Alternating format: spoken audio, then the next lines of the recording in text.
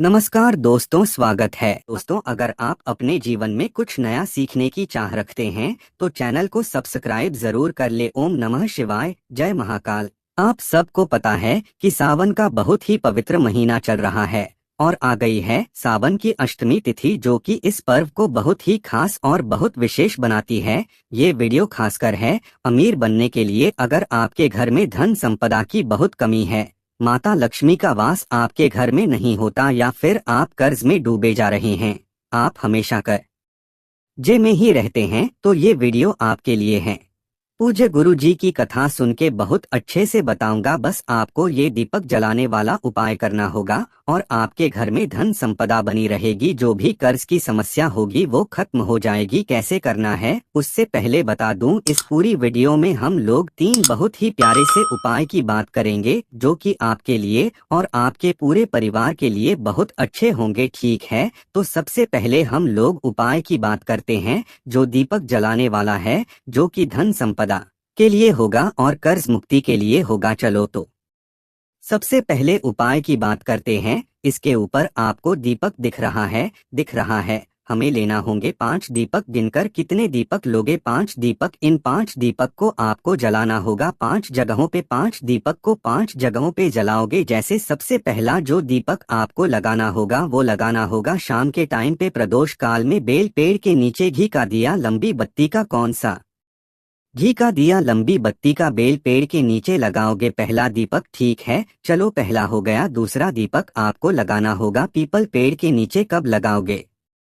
People पेड़ के नीचे शाम के टाइम पे, प्रदोष काल में लगाओगे दूसरा दीपक। और ये दूसरा दीपक जो लगाओगे, लगाना होगा घी का दिया, गोल बत्ती का, लंबी बत्ती का। पीपल पेड़ के नीचे नहीं लगता है, इसलिए गोल बत्ती का दिया लगाएंगे घी का। ठीक है, दूसरा दीपक हो गया। तीसरे दीपक की बात करते हैं। वो लगाना होगा आपको वट वृक्ष के नीचे, यानी कि बरगद पेड़ के नीचे। सेम दिया लगाओगे, यानी कि घी का दिया गोल बत्ती का लगाना होगा वट वृक्ष के नीचे। ये हो गया तीसरा दीपक। ठीक है, जो चौथा दीपक आपको लगाना होगा, ये मैंने गलती से यहाँ पे लगा दिया, वो लगाना होगा आपको आंवले के पेड़ के नीचे। ये आंवला नहीं, बेर है, मैंने गलती से फोटो लगा दिया। आंवले पेड़ के नीचे लगाओगे और जो आंवले पेड़ के नीचे दीपक लगाओगे वो घी का दिया, लंबी बत्ती का। कभी भी आंवले पेड़ के नीचे गोल बत्ती का दिया नहीं लगता। हमेशा प्रमाण समझा गया है कि आंवले के पेड़ के नीचे लंबी बत्ती का ही दिया लगाना है। ठीक है, 4 दीपक हो गए। और जो 5वां दीपक लगाओगे आप अपने घर के चौखट पे लगाओगे। कहाँ पे? आप अपनी घर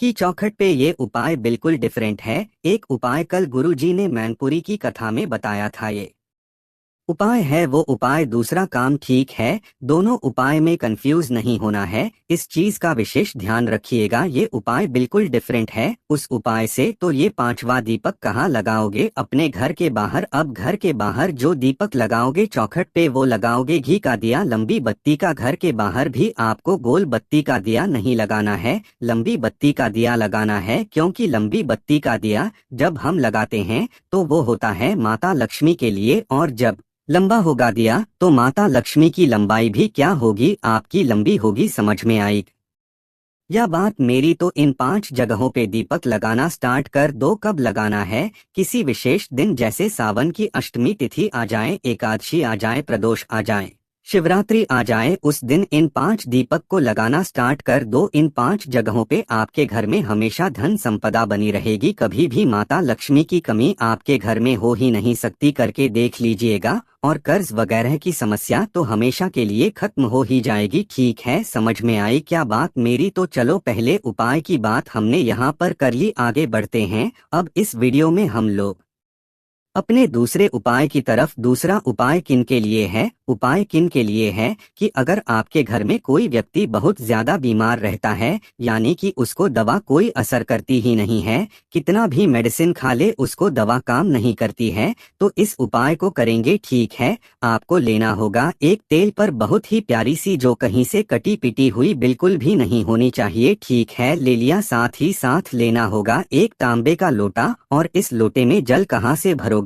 अपने घर से। कई बार आपको बता चुका हूँ। ठीक है, जल भर लिया और उसके बाद लेके चले जाओगे उस कलश को महादेव के शिवलिंग के पास। इस उपाय को घर पे नहीं कर सकते, सिर्फ और सिर्फ आपको मंदिर में ही करना है, ठीक है। फेस रखना उत्तर दिशा यानी कि नॉर्थ डायरेक्शन। जो एक बेलपत्र है आपके पास में ना, उस एक बेलपत्र को महादेव के शिवलिंग के ठीक ऊपर समर्पित करोगे का ध्यान करते हुए, और जो एक लोटा जल आप अपने पास से घर से लेके आए हो वो यहीं पे समर्पित करना। सारा उपाय आप यहीं से स्टार्ट होता है। तो जल समर्पित करोगे, जल बहता हुआ ये जलाधारी से गिरेगा ना, इस जल को यहाँ से रोक लेना, ठीक है। रोक लिया। रोकने के बाद क्या करेंगे, इस बेलपत्र को भी यहाँ से क्या करेंगे, उठा लेंगे। और उठाने के बाद जो व्यक्ति अगर मंदिर में आकर के वो बीमार व्यक्ति खुद उपाय को कर लेता है, तो वहीं पर मंदिर के चौखट पे ही खड़े होकर के उस जल का आचमन कर लेना है जो महादेव के शिवलिंग से रोका है आपने, और आपको वही बेलपत्र खाना होगा। परंतु यहाँ पर एक नाम आपको बोलना होगा महादेव का। वो कौन सा नाम है, मणिभद्र के नाम से। वो नाम नहीं है, आपको नाम बोलना होगा। किसका नाम, मणिभद्र के नाम से सबसे पहले उस जल का आचमन करना है। और वो जो एक बेलपत्र आपने महादेव के शिवलिंग से उठा रखी है, उस एक बेलपत्र को तोड़ तोड़ करके आपको वहीं पर खा लेना होगा। मणिभद्र के नाम से कहोगे भैया जो बेलपत्र हम खाते हैं वो हमारे मुंह में छाले निकल आते हैं। अगर ऐसी सिचुएशन है तो उस बेलपत्र को ले जाओ घर में, सूखा लो। सूखने के बाद जब वो सूख जाए, बिल्कुल एकदम कड़ाकड़ा हो जाए ना, उसको किसी चीज में पीस लो। और पीसने के बाद उसका पाउडर बना, और उसके बाद हल्का हल्का करके खाना स्टार्ट करो। मणिभद्र के नाम से जो भी बीमारियां होंगी आपकी खत्म होंगी। परंतु अगर उस व्यक्ति को खुद उपाय नहीं कर सकता तो सेम प्रोसेस आप ले जाओगे अपने घर पर भी उस व्यक्ति से कराओगे मणिभद्र के नाम से। समझ में आई क्या बात मेरी? तो दूसरे उपाय को करिएगा मणिभद्र के नाम से, और उसकी जो भी बीमारियां होंगी वो धीरे धीरे करके खत्म जरूर हो जाएंगी, ठीक है। चलो 2 उपाय की बात हो गई है, आगे बढ़ते हैं। अब इस वीडियो में हम लोग अपने तीसरे उपाय की तरफ। तीसरा, जब भी अष्टमी तिथि या फिर जब भी नवमी तिथि आती है, मैं आपको जरूर बताता हूँ, क्योंकि कर्ज मुक्ति के लिए, कर्ज को खत्म करने के लिए ना इससे सुंदर उपाय हो ही नहीं सकता। मैं आपसे बता रहा हूँ, बहुत इफेक्टिव उपाय है। देखो क्या करना होगा, आपको लेना होगा इस तरीके से बेल का फल, ठीक है। परंतु अब बेल का फल लेने से पहले एक छोटा सा काम कर दो, और वो कर दो वीडियो को लाइक। और जितने भी भाई बहन अचानक से चैनल पे आए ना, जल्दी से चैनल को सब्सक्राइब कर दीजिएगा, ठीक है। अब बेल का फल तो ले लिया, तो बेल के फलकों को फाड़ लेना, काट लेना। और काटने के बाद इसके अंदर का जो गूदा आएगा ना, जो मतलब निकलता है ना, गूदा निकलता है, उस गूदे को सूखा लेना। परंतु कहोगे भैया आज के टाइम पे हमें बेल का फल नहीं मिलता, हम लोग परेशान रहते हैं, क्या करें? तो आपको मार्केट में इस तरीके से सूखा बेल आसानी से इजीली अवेलेबल हो जाएगा, ले लेना, ठीक है। और लेने के बाद इस सूखे बेल के 9 टुकड़े करोगे। कितने टुकड़े करोगे? 9 टुकड़े कर लेना, गिन करके, एक भी कम एक भी ज्यादा नहीं, 9 टुकड़े करना, ठीक है। 9 टुकड़े हो के साथ साथ हमें लेना होगा इस तरीके से सफेद, कौन सा? व्हाइट। आपको तिल लेना है, काला तिल नहीं, सफेद तिल लेना है। अब इन सभी चीजों के साथ आपको करना होगा हवन। अब हवन करने का यहाँ एक प्रोसेस है, एक नियम है। सारा नियम बहुत ध्यान से सुनिएगा, ठीक है। आपको क्या करना है, जैसे आपके पास कितने हैं, 3 4 5 6 7 8 और 9 बैल के गूदे आपके पास में है ना? आपको क्या करना होगा, एक हवन इस तरीके से जलाना होगा। चाहे तो कंडे से जला लो, घी से, आम की लकड़ी से जला लो, किसी से भी जला लेना, ठीक है। जलाने के बाद जो आपके पास में एक देसी घी भी होना चाहिए, कौन सा?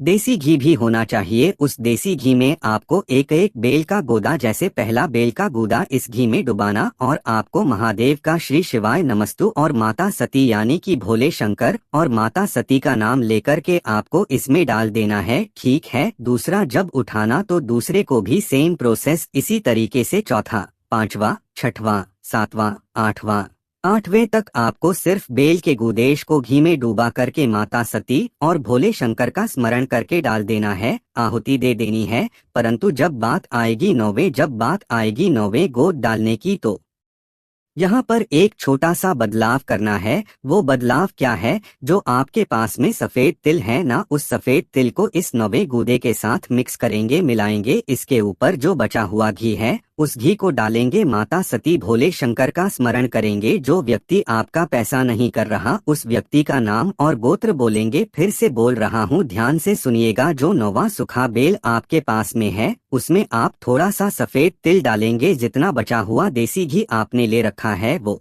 डालेंगे और उसकी आहुति आपको इसी अग्नि में कर देनी है। माता सती भोले शंकर का स्मरण करके जो भी व्यक्ति पैसा वापस नहीं कर रहा उस पैसा वापस न करने वाले व्यक्ति का नाम और गोत्र बोलकर के आहुति दे देना। अष्टमी तिथि के दिन करना इस उपाय को। 15 दिन में वो व्यक्ति आपका पैसा आपके तक देके जाएगा। यही इस उपाय का सबसे परफेक्ट एग्जाम्पल है, मैंने खुद कर रखा है। ये उपाय बहुत इफेक्टिव है, करके देखिए। तो मित्रों, आज के लिए बस इतना।